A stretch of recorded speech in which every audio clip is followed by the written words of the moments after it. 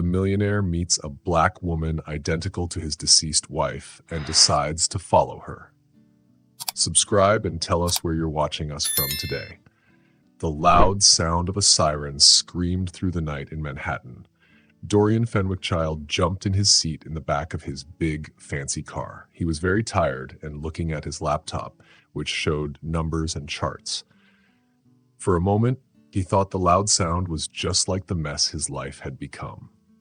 "Everything okay, Mr. Fenwickchild?" the driver asked. "Yes, Frank, just another day in New York," Dorian said with a tired voice. The car moved quietly through the busy streets. Dorian closed his laptop and rubbed his head. He felt very tired and lonely. He was 45 years old and still sad about his wife, Leora, who had died 6 months ago. The car stopped in front of a tall glass building. It was the Fenwickchild building with 70 floors. Dorian got out and fixed his nice suit. The doorman greeted him, and Dorian nodded as he walked inside to the private elevator. As the elevator went up, Dorian looked at his reflection in the mirror. He had gray hair, tired blue eyes, and a sad face. When he got to his office at the top, he looked out at the city. The lights used to make him happy, but now they just made him feel more alone. He walked to his desk and saw a photo of him and Leora smiling at the beach. The pain of losing her hit him again. He sat down, took a deep breath, and turned on his computer. His company, Fenwickchild Investments, needed him. He had to make big decisions every day. He worked all night, not even stopping to sleep. When he finally looked at the clock, it was 5:17 in the morning. He hadn't slept well in months. He decided to go outside for some fresh air. The cold morning wind touched his face and made him feel more awake. He walked through the city streets without knowing where he was going. Then he turned a corner and stopped. His heart skipped a beat. There, not far away, was a woman who looked just like Leora. She was coming out of a small cafe. Her hair, her walk, even how she held her coffee cup. It was all the Elleray as Leora. Dorian couldn't move. He thought he was dreaming. The woman walked right past him. Her perfume smelled just like Leora's. Without thinking, Dorian started to follow her. He knew Leora was gone, but he couldn't help it. His heart was full of hope. He followed her through the streets, always staying back a little so she wouldn't notice. She finally went into an apartment building. Dorian stood across the street, confused and full of questions. Who was she? Why did she look like Leora? And how could this be possible? He waited for almost an hour. His mind told him to go home, but his heart told him he needed to know the truth. So he crossed the street and went into the building. The doorman looked at him. "Can I help you, sir?" Dorian didn't know what to say. But then he replied, "Yes, I'm here to see an old friend. She just came in, brown hair, about this tall." The doorman nodded. "Ah, Miss Foster, apartment 7B. Foster? Dorian didn't know that name, but now he had her apartment number.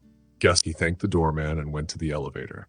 When he got to the door of 7B, he stood there, not sure what to do. What would he say? Was he ready for the answers? Before he could knock, the door opened. The woman who looked just like Leora stood there. Her green eyes were big with surprise. Neither of them spoke for a moment. Then the woman gave a small, sad smile. "I was wondering how long it would take you to find me, Dorian," she said. Dorian felt dizzy. That voice, it was just like Leora's, and she had used the nickname only Leora called him. Who are you?" Dorian asked, his voice shaking. The woman looked sad. "It's a long story, Dorian, and it will change everything you think you know about Leora and about your life." Dorian felt the floor disappear under his feet. What did she mean? "I think you should come in," she said, opening the door wider. Dorian walked into the apartment. It was small but nice, with furniture that looked like what Leora liked. He sat down on the couch. The woman asked, "Would you like some coffee or something stronger?" "Coffee is fine," Dorian said. She went into the kitchen. Every move she made looked just like Leora. Dorian felt like he was seeing a ghost. She came back with 2 cups of coffee and sat down across from him. Her green eyes stared at him kindly. "My name is Alara," she said. "Alara Foster. But you already know that thanks to the doorman." Dorian nodded but didn't speak. Alara took a deep breath. "Dorian, what I'm about to tell you sounds crazy. Sometimes I think I'm crazy, but it's the truth." She paused, then said the words that shocked him. "I'm Leora." Dorian's heart stopped. "That's impossible," he whispered. "Leora is dead. I buried her." "Yes," Alara said sadly. "You did, but the day after her funeral, I woke up with all her memories. I remember everything, every moment, every feeling, every secret. It's all in my head." Dorian stood up and walked to the window. He couldn't believe it.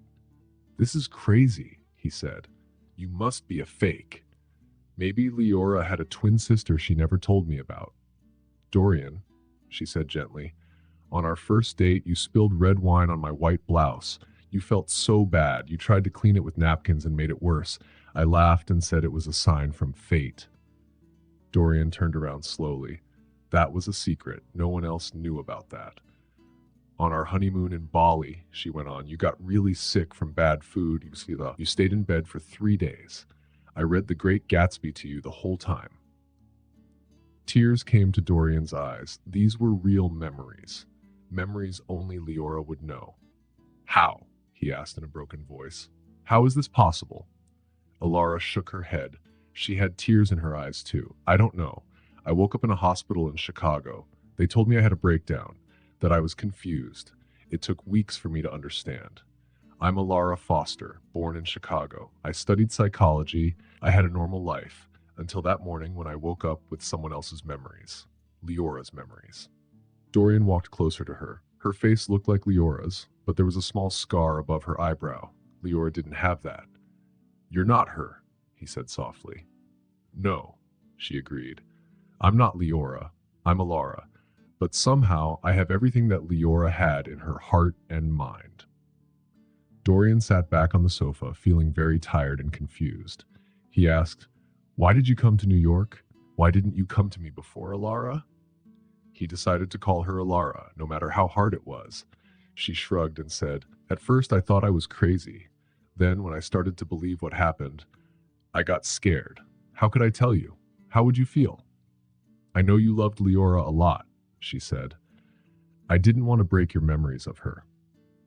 Dorian nodded slowly. He understood why it was hard for her. "But you came to New York," he said. She explained, "I needed to understand. I needed to see the places from my memories. Leora's memories. And maybe I needed to see you, even if from far away." They were both quiet, feeling many emotions without saying anything. Dorian looked down at his hands and saw they were shaking. "What happens now?" he asked softly, not sure what to say. Alara sighed. "I don't know, Dorian. I didn't plan any of this. I didn't expect you to find me so fast." Dorian looked up and met her eyes. For a moment, he saw Leora looking back at him. His heart felt tight. "I need time," he said. "This is a lot to think about." Alara nodded. "I understand. Take all the time you need. I'll be here if you want to talk again." Dorian stood up, feeling dizzy. He walked to the door. Before leaving, he turned one last time. "Alara," he said, trying the name. "Thank you for telling me the truth." She smiled sadly. "Always, Dorian. Whether I am Leora or Alara, I could never lie to you." After the door closed, Dorian leaned against the wall in the hallway. His legs felt weak and his mind was spinning. Leora was gone, but somehow her memories lived inside Alara. Was it a miracle or a problem? He didn't know. As he walked out into the busy streets of New York, Dorian knew his life had changed forever. The mystery of Alara and Leora's memories was just the start. There was more to find out, and he was ready to discover every part of this strange puzzle, no matter where it led. The days after meeting Alara went by very fast for Dorian. He moved around like a robot. His body was at work meetings, but his mind kept thinking about that strange talk. On the morning of the 4th day, Dorian stood in front of the mirror in his closet. He looked tired. Dark circles were under his eyes, and his beard was scruffy. He did not look like the strong boss people knew. He whispered to himself, It's time to find answers. He shaved, put on one of his best suits, and left his apartment with a clear goal. His first stop was Columbia University. After making some calls and using his name and power, he got a meeting with Dr. Nathan Reiner. Dr. Reiner was a famous brain doctor who studied memory and how people think. His office was full of books, papers, and strange machines. The doctor, a middle-aged man with messy gray hair and big glasses, looked a little surprised to see the famous businessman. "Please sit," the doctor said. "I am curious why you want to meet me. How can I help?" Dorian took a deep breath. "Doctor, what I'm going to tell you is a secret." The doctor nodded. "I met a woman who says she has all the memories of my late wife. Not just small things, but very private memories only Leora and I knew." Dr. Reiner leaned forward, his eyes shining. "That's very interesting. Does she look like your wife?" "She looks almost exactly like her," Dorian said. "But there are small differences, like a scar Leora didn't have." For almost 2 hours, Dorian told the doctor about his meeting with Alara. The doctor asked many sharp questions. Sometimes he took notes or whispered to himself. He was clearly thinking hard. At last, the doctor leaned back and took off his glasses. He rubbed them thoughtfully. "Mr. Fenwickchild, what you are saying breaks everything we know about the mind. There is no way one person's memories can move into another after death." "So you mean it is impossible?" Dorian asked. He felt both sad and relieved. "In science, we never say impossible," the doctor smiled a little. "What you say is strange for what we know now. But impossible? That is a strong word." Dorian nodded slowly. "What should I do then?" he asked. The doctor thought for a moment and scratched his chin. "If your friend agrees, I want to do some tests. We can do brain scans and smart tests to check her thinking. We can also compare with your wife's old medical tests if you have them." Dorian hesitated. He did not want Alara to feel like a test subject, but he wanted real answers. "I will think about it," he said. "I need to talk to her first." After leaving the university, Dorian walked without a plan through New York's streets. His mind was full of questions and ideas. What if Alara agreed to the tests? What if the tests showed she really had Leora's memories? What would that mean for him? For Leora's memory? For everything he believed about life and death? Without thinking, Dorian found himself again in front of Alara's building on the Upper East Side.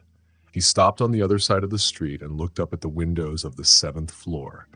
Should he go up and tell her about the doctor? Just then, his phone buzzed. It was a message from Frank, his helper. "Emergency meeting with the board in 30 minutes. Possible hostile takeover of our company in Seattle." Dorian cursed quietly. The real world kept demanding his attention. His personal life was upside down, but work did not stop. He looked one last time at Alara's building, then called a taxi. On the way to his office, Dorian tried to focus on the Seattle problem, but his mind kept thinking about Alara. He wanted more answers. He wanted to understand. More than anything, he wanted to decide what to do with all this new knowledge. At the Fenwickchild Tower, Dorian fixed his tie and put on his serious CEO face. For a few hours, he would be just the businessman everyone knew. But in his mind, a plan was growing. Once the Seattle problem was solved, he would go back to apartment 7B. It was time to talk to Alara again. This time, he would not leave without answers. As the elevator rose to the meeting room, Dorian felt both nervous and determined. The mystery of Alara and Leora's memories was a puzzle he had to solve, no matter what. Deep inside, he knew the answers were not just about Alara or Leora. They were about him and what he wanted for his life. The elevator doors opened. Dorian Fenwickchild, the great businessman, stepped out. But behind his confident face was a man who just learned that the impossible might be real. He was eager to go back to New York streets and keep looking for answers. The sun was setting over Manhattan, coloring the sky orange and purple. When Dorian left the tower, the Seattle problem was fixed, but he was very tired. Still, he had a bigger worry on his mind. Ignoring the driver, Dorian started to walk outside. The cool night air and his footsteps helped him think clearly. Almost without realizing, he found himself again in front of Alara's building. This time, he didn't hesitate. With sure steps, he went inside and up to the 7th floor. Standing in front of apartment 7B, he took a deep breath and knocked. Seconds that felt like hours passed before the door opened. Alara was there, wearing jeans and a simple t-shirt. Her eyes got big when she saw him. "Dorian," she said softly, "I didn't expect you." "Can we talk?" he said, his voice rougher than he wanted. Alara nodded and opened the door wider for him to come in. The apartment looked just like he remembered, but now he saw small new things, a psychology book on the table, and a photo of a family he didn't know on the shelf. "Do you want something to drink?" Alara asked, breaking the quiet. "No, thanks," Dorian said. "I need answers, Alara." She sighed and sat on the sofa, motioning for him to sit too. "I knew you would come back," she said quietly. "What do you want to know?" For a moment, Dorian was quiet, thinking. Then he started to speak. "What is it like for you to have someone else's memories? Do you feel like Leora sometimes?" Alara tilted her head and thought for a moment. "It's hard to explain, Dorian," she said. "Sometimes it's like watching a very clear movie. Other times, the feelings are so strong it's hard to remember they're not really mine." She paused and looked at him. "Yes, sometimes I act like Leora. I use her words and even dream her memories." Dorian felt a lump in his throat. "Do you feel what she felt for me?" he asked. The question hung in the air. Alara looked away, her hands tight in her lap. "Dorian," she said softly, "Leora's feelings are part of what I have in my mind now. The love she felt for you is strong and real in my memories." She hesitated, looking for the right words. "But I'm not Leora. These feelings are mixed with who I am, with my own life and feelings." Dorian nodded slowly. He was trying hard to understand the difficult situation. "I talked to a brain doctor today," he said suddenly, changing the topic. "He wants to do some tests to see how this is possible." Alara looked surprised. "Tests? What kind of tests?" Dorian told her quickly about his talk with Dr. Calder. While he talked, he watched Alara's face change. First, she looked curious, then a little worried.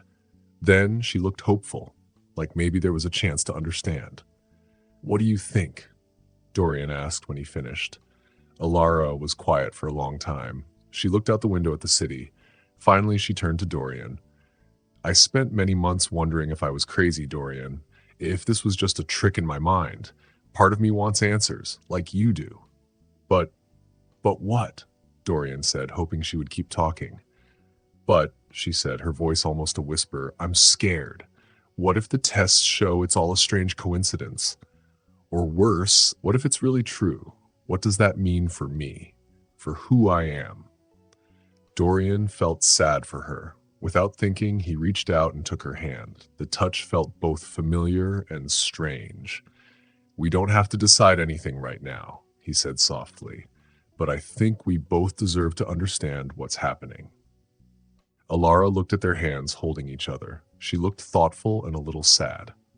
"You're right," she said. "I'll do the tests. But Dorian, no matter what happens, you need to know I'm not Leora. I can't be her for you." Her words hit Dorian hard, like a punch in his stomach. But he knew she was right. Slowly, he let go of her hand. "I know," he said, his voice shaky, "but maybe we can find out who we are to each other now in this new world." Alara smiled, sadly. Maybe. They spent the next few hours talking and sharing stories. Some were memories they both knew from Leora. Others were new to just one of them.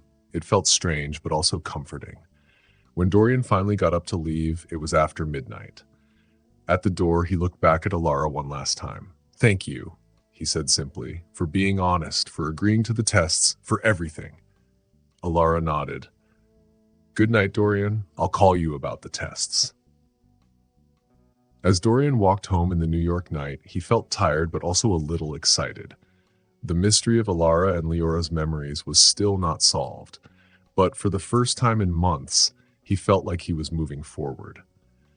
The future was unknown, full of questions and scary thoughts. But as the city lights shone all around him, Dorian felt something he hadn't felt since Leora died: hope.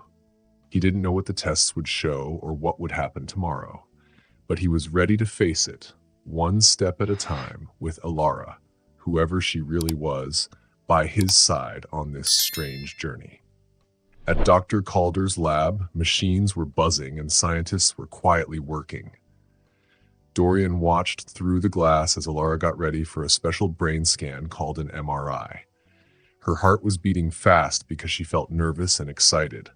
"Mr. Fenwick's child," Dr. Calder said sharply, pulling Dorian's attention back. "I must remind you, what we are doing is very new and experimental. We can't promise clear answers."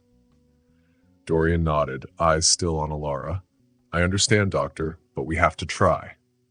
The next few hours passed quickly with many tests, questions, and papers to fill out.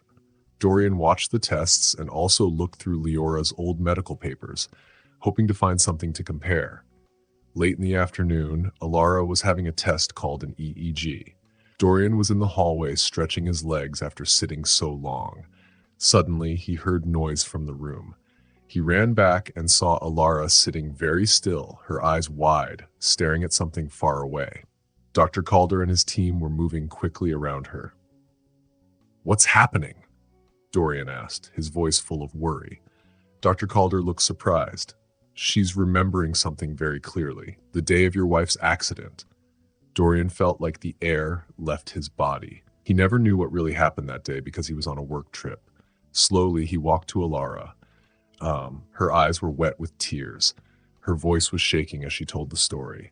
"The rain was very heavy. I could hardly see the road. The phone, Dorian, you were calling. Should I answer it?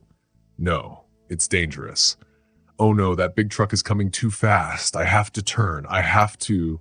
Her voice broke into a cry. Then she blinked and looked at Dorian, confused and sad.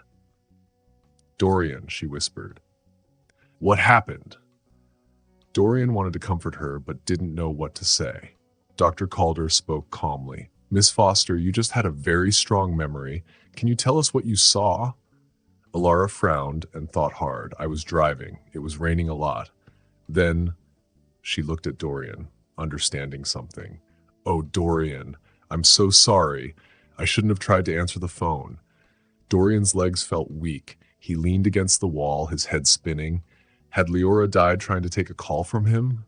Seeing the tension, Dr. Calder said quickly, "I think we have enough for today. Let's take a break and continue tomorrow, if you agree." Dorian barely heard the doctor. His world was turned upside down again. When he finally felt better, Alara was already dressed and standing by him. She looked worried. "Dorian," she said softly, "it wasn't your fault. Leora and we knew we shouldn't answer the phone while driving. It was a bad choice made in a weak moment." Dorian shook his head. He couldn't believe it. "I need some fresh air," he said and walked fast outside. The cold New York air hit him hard, but he barely noticed. His feet walked by themselves across the campus. His mind was full of strong feelings, guilt, pain, and anger, all mixed in his chest. He didn't know how long he walked before he stopped at a small park. He sat down heavily on a bench and put his head in his hands. "Dorian," Alara's soft voice called him. He wasn't surprised she had followed him. He looked up at her. At that moment, he saw more than just someone who looked like Leora. He saw a woman who carried memories that were not hers. Someone just as lost and confused as he was. "How do you handle this?" he asked, his voice rough. "How do you live with who you are and these memories that aren't really yours?" Alara sat down next to him, staring at the faraway sky. "It's not easy," she said. "Sometimes I feel like I'm living two lives at once, but I'm learning to accept these memories as part of me now, even if they didn't start with me."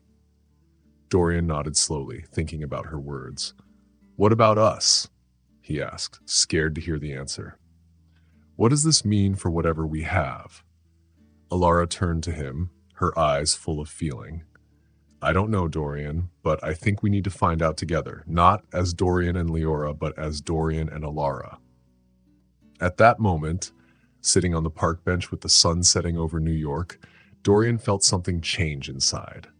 The pain of losing Leora was still there, the guilt about the accident too. But now something new was growing.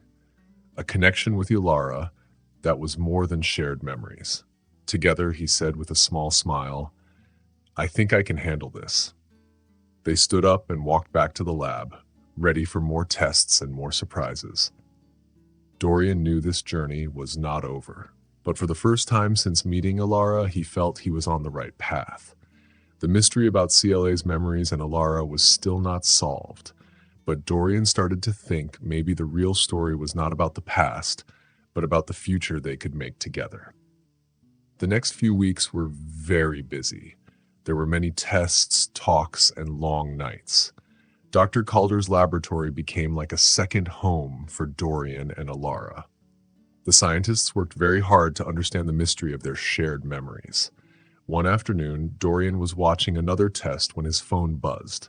It was a message from his helper. "Urgent. The bosses want to see you. They have questions about your long leave." Dorian sighed and ran his hand through his messy hair. He knew he had been too focused on Ilara's case. "Is there a problem?" asked Dr. Calder. Dorian shook his head. "No, it can wait. What do we have today?" Dr. Calder smiled and said, "Something very interesting. We looked at Ilara's brain and Leora's brain from before. Come and see." He showed Dorian 2 pictures of brains on a screen. They looked exactly the Ilare. "The one on the left is Leora's brain from 3 months before the accident," Dr. Calder said. "The one on the right is Ilara's brain from yesterday." Dorian frowned. "They look exactly the LRA?" "Yes," said Dr. Calder. "The LRA parts light up in the LRA way. It's like it is the LRA brain at 2 different times." Dorian felt shocked. "Is that even possible?" Dr. Calder shook his head. "Scientifically, no. But here it is, right in front of us." Just then, Ilara came into the room. She was still wearing her hospital gown. Her eyes looked at Dorian like she had a question. "Ilara," Dorian said softly. He had started calling her that late talk. They went to a small restroom. Dorian told Ilara what Dr. Calder had found. He watched her face closely. Finally, Ilara said with a shaky voice, "Does that mean I am a clone or a reincarnation?" Dorian shook his head. "I don't know, but it means this is real. You're not crazy. CLA's memories are somehow inside you." Ilara stood up fast and walked to the window. "But I'm not CLA, Dorian. I have my own memories and my own life. I'm Ilara." "But I'm not CLA, Dorian. I have my own memories and my own life. I'm Ilara." Dorian walked over and gently put his hand on her shoulder. "I know. That's what makes this even more amazing." She turned to look at him. Tears were shining in her eyes. "What do we do now?" Before Dorian could answer, his phone buzzed again. This time it was a call from the boss of the company. He sighed and answered. The call was short and tense. When he hung up, his face looked very serious. "What is it?" Ilara asked. "The bosses want to take control away from me for now," Dorian said. "They think I have been unstable since CLA died." Ilara nodded slowly. "Maybe it is time to tell them the truth," she said.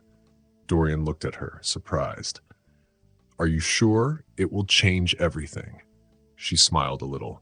"Our lives have already changed, Dorian. Maybe it's time to accept it." That evening, after talking with Dr. Calder and his team, Dorian and Ilara made a big decision. They would tell the world the amazing story of their shared memories. The next morning, the big lobby of Fenwick Child Tower was full of reporters and cameras. Dorian, wearing a smart navy suit, stood at the podium. Ilara stood next to him, dressed simply but nicely. "Ladies and gentlemen," Dorian began with a strong voice, "I am here today to share a story that changes everything we thought about the mind and life." He told them all about the last few weeks. The room was full of shocked faces. Cameras clicked and reporters whispered. When he finished, there was silence for a moment. Then, many questions came at once. "Mr. Fenwickchild, is this a science experiment? Miss Foster, do you really think you are CLA's reincarnation? Will this change how Fenwick Child Investments is run? Dorian held up his hands for silence. We know this is hard to believe, he said. That's why we asked Dr. Nathan Calder from Columbia University to explain the science. Dr. Calder went to the podium. Dorian looked at Alara, and she looked back. They both knew their lives would never be the Alare. Their secret was now known to the world. The changes would be big for their personal lives, their work, and science. But Dorian held Alara's hand and felt sure of one thing. No matter what happens, they would face it together. Not just as Dorian and Leora, or Dorian and Alara, but as two people connected by a bond that was more than anyone understood. So, with cameras flashing and reporters asking questions, a new part of their story began. The mystery of their shared memories became a big science discovery. Dorian and Alara were in the middle of it all. After the press conference, their story was everywhere. People talked about it on TV, online, and in schools. Dorian watched the city lights from his office high up in Fenwick Child Tower. The phones kept ringing. Reporters, scientists, even religious leaders wanted to know more. A soft knock on the door brought him back. Alara came in with 2 cups of coffee. I thought you might need this, she said, handing him one. Dorian smiled. You don't know how much I needed it. They drank their coffee quietly, looking out at the city. How are you handling all this? Dorian asked. Alara sighed and put down her cup. It feels strange, she said. Yesterday, a woman stopped me on the street. She told me her daughter was lost and asked if it was possible her daughter could be like me. Dorian nodded. We are giving people hope, but also fear and confusion. Alara looked at him sadly. And guilt, Dorian frowned. Guilt? He asked. She met his eyes, full of feelings. Dorian, since we told the world, I keep thinking, what if I stole CLA's life? What if because of me, she can't move on to wherever people go after death? Dorian's heart felt tight. He had never thought about that before. Alara, he said softly, you didn't steal anything. What happened to you in CLA was not your choice. Alara nodded, but Dorian could see she still had doubts.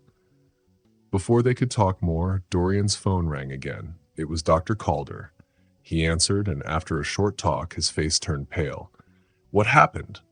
Alara asked, worried. Someone broke into Dr. Calder's lab last night, Dorian said. They took all our test papers and Ella apples. Alara covered her mouth in shock. But who would do that? And why? Dorian shook his head, thinking hard. I don't know, but I have a bad feeling. In the next days, they saw more strange things. People followed them. Photographers hid near their home. They got weird calls late at night.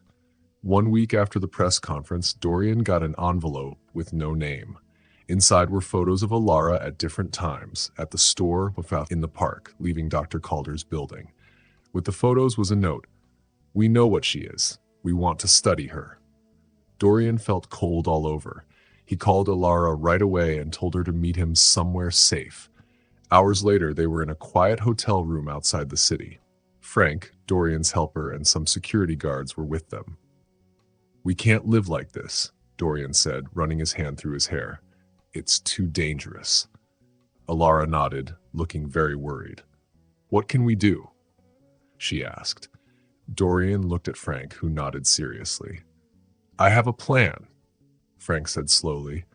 But you might not like it, he explained. They would disappear. Dorian would use his company's money and help to make new names and new lives for both of them. They would move far away where no one could find them. Alara looked shocked. But what about your company, your life here? Dorian held her hands tight and looked into her eyes. Alara, none of that matters if you're not safe. What's happening to us is bigger than business or money. Alara felt tears coming to her eyes. Dorian, I can't ask you to give up everything because of me, she said softly.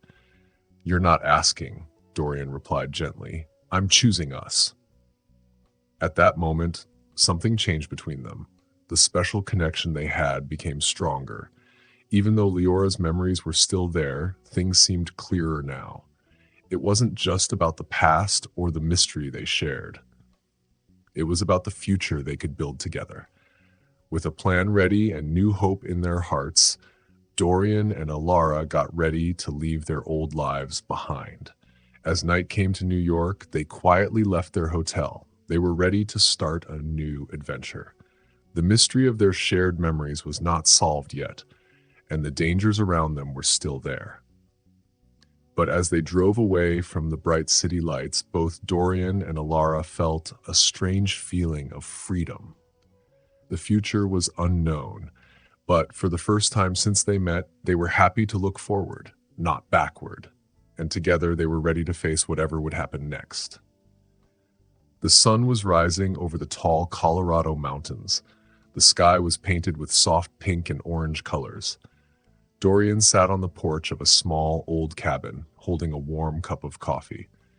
6 months had passed since he and Alara left New York. He smiled when he heard soft footsteps behind him. Alara came out and wrapped a blanket around her shoulders. "Good morning," she said quietly, leaning against him. "Good morning," he said, putting his arm around her. They sat quietly for a moment, enjoying the peace of the morning. It was very different from the busy and noisy life they had left behind. "Any news about Frank?" Alara asked finally. Dorian nodded. "Yes, I got a secret email last night. Things are getting better in New York. Dr. Fala Reiner got back some stolen data and is working with a team from around the world to continue the research, but more quietly this time." Alara sighed with relief. "What about the people who were chasing us?" "Frank says the police caught some of them. It was a group of religious fanatics who thought you were some kind of special spirit," Dorian said, shaking his head in disbelief. Alara laughed softly. "Well, they weren't completely wrong, were they?" Dorian looked at her seriously. "Alara, you're not just special, you're extraordinary." She smiled, a little pink in her cheeks. Over the last few months, away from the dangers and stress, they had grown closer in a way they didn't expect. Leora's memories were still a part of their lives, but they no longer controlled their relationship. "Dorian," Alara said softly, "I think it's time he knows." Dorian knew what she meant. They had talked about this many times before. "Are you sure?" he asked. "Yes," she said with strong will. "We can't hide forever. Maybe what happened to me can help other people. We need to understand." Dorian took a deep breath. Then he said, "Okay, I'll talk to Frank and start making plans." In the weeks that followed, they worked hard to get ready to go back. It wouldn't be easy. Their story still made the world curious, and many people would have questions. Finally, on a sunny fall morning, Dorian and Alara stood on the steps of the Institute for Advanced Neuroscience. It was a new building made especially to study their unique case. In front of many reporters and cameras, Dorian spoke first. "A year ago, we found something that changed what we thought we knew about the human mind. Today, we are here to keep learning, not as strange cases or mistakes, but as partners in the search for knowledge." Alara stepped forward. Her voice was strong. "What happened to me, the memories I share with Leora Fenwick-Child, is still a mystery. But we believe that understanding it could help make new treatments for brain injuries, memory loss, and maybe even teach us more about human consciousness." As they answered questions from the reporters, Dorian thought about their long journey, the sadness of losing Leora, the shock of finding Alara, the fear that made them run away, and finally, the bravery to face the unknown together.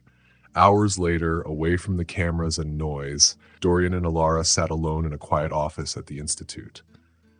"Are you okay?" he asked, seeing her thoughtful look. Alara smiled, a smile that was hers alone, not just Leora's. It was something new and special. "I am," she said. "For a long time, I wondered if I was just a shadow of Leora, if I was a mistake. But now I know I'm not Leora, and I'm not just Alara. I'm something new, something the universe made, something maybe bigger than us." Dorian felt his heart fill with love and respect for this amazing woman. He took her hand and held it tight. "No matter what happens next, we will face it together." Alara squeezed his hand back. Her eyes shone with hope and courage. "Together," she said. As the sun set over the city, shining golden light through the window, Dorian and Alara got ready for the next part of their amazing journey. The mystery of their shared memories wasn't solved yet, but they were no longer afraid of the unknown. They had learned that some questions don't have easy answers, some miracles can't be explained, but in the middle of all the uncertainty, they found something very precious, each other, and the courage to accept the extraordinary. Hand in hand, they turned to face the future. Not just as Dorian and Leora, not just as Dorian and Alara, but as two people joined by a bond beyond understanding.